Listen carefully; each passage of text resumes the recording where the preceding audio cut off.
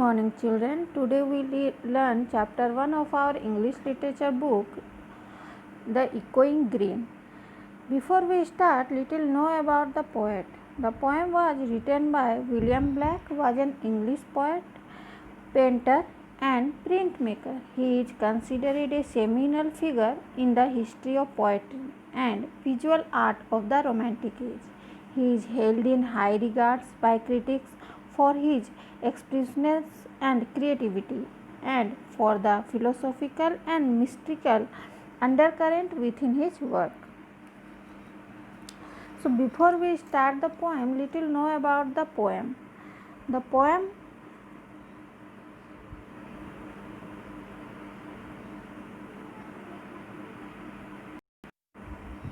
poem Echoing Green by William Blake is written in the appreciation of nature in simple terms. However, we go too deep into it, we will find the theme of life and death in the world. The poem is told by a young child who is playing in the echoing green. The poem has been divided into 3 stanzas, which we go deep depict the 3 stages of life. Each stage is divided into 10 lines and rhyme schemes is AABB. Another interesting thing worth notice is that the first 2 stanzas end on the echoing green while the final stanza ends on the darkening green. We will discuss this in the end.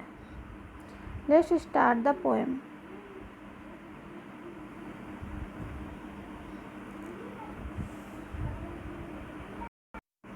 The sun does rise and make happy the sky. The merry bells ring to welcome the spring. The skylark and thrush, the birds of bush sing louder around to the bells' cheerful sound, while our sports shall be seen on the echoing green. Here the poet says that the sun rises and makes the sky happy. When the sun rises, light is spread across the sky, making it look beautiful and fresh. Next he says that the merry bells rings to welcome the spring. Merry bells probably refers to the church bell which ring in the morning. They are merry because they welcome the beautiful morning of spring. Here कवि कहते हैं कि जब सूरज निकलती है वो sky को बहुत खुश बना देती है और सुंदर बना देती है और आसपास में मेरी बेल्स भी बज रहे हैं। मेरी इसलिए क्योंकि वो बहुत ज़्यादा सुंदर है और वो स्प्रिंग को, वसंत ऋतु को वेलकम कर रही है। Skylarks and thrush are name of 2 birds, singing birds basically, जो कि सिंगिंग बर्ड है और वो वहाँ पे सुंदर से गाना गा रहे हैं और बहुत सुंदर गाना, लाउड में, तेज़ आवाज़ में गाना गा रहे हैं, बहुत चीयरफुल साउंड में। और ये सारे चीज़ें जो हैं सब स्प्रिंग को, वसंत ऋतु को वेलकम कर रही हैं। Skylark and thrush fly high in the air while the birds of bush like sparrow remain near the ground. Thus, according to the poet, all the birds also sing in the spring morning loudly, which add to the joyful sound of bells. In simple words, the chirping of all the birds and the ringing of bells welcome the spring. In simple word में हम कहें तो हर bird जो गाना गा रही है और वहाँ पे रिंग जो बज रही है वो सब स्प्रिंग सीजन, बसंत ऋतु को वेलकम करने के लिए बज रही है। In the next line the poet says that while all this things are going on there the echoing green, और वहाँ बच्चे हरी भरी खेत में, हरी भरी फील्ड में खेल रहे हैं, बहुत ही चीयरफुल सा एनवायरनमेंट में। For the first time in the poem, we come to know that the speaker is a child who is playing with other in the green park, which is echoing. Echo means a reflection of sound, but here echo symbols the cycles of life, because all this happen every morning and keeps repeating. Echo means reflection of sound, लेकिन यहाँ पे echo means cycle of life cycle, जो कि हर सुबह होती है और repeat होते रहती है, वही इस कविता ने कविता में कवि ने कहा है। In second stanza, old John with white hair does life away care, sitting under the oak among the old folk, they laugh at our lay, and soon they all say, such were the joys when we all girls and boys in our youth time were we seen. In second stanza, the child says that old John with white hair laughed away care. Old John simply refers to an old man, and white hair depicts his final year of life. Laugh away means forgetting the problem of life by being happy and laughing. Care here means the thought of being old and fear of death. Thus, the lines means that John, who is an old man with grey hair, is also in the park and is laughing without caring about his old age and appreciating death. Note that in the previous stanza, the child are two playing but don't know about the death or old age experience. Hence, they are innocent, while this old man knows about all this but ignore them by laughing. He is sitting under the oak tree along with other old people. The oak tree here not only means a tree in the park but also strength and longevity and shelter for the old man. It is also a symbol of experience like old men. There are other old men as well. All them laughed at the play of child. This is the laugh which we find in the first line in this stanza. Seeing the children playing, they start memorizing about their own young time.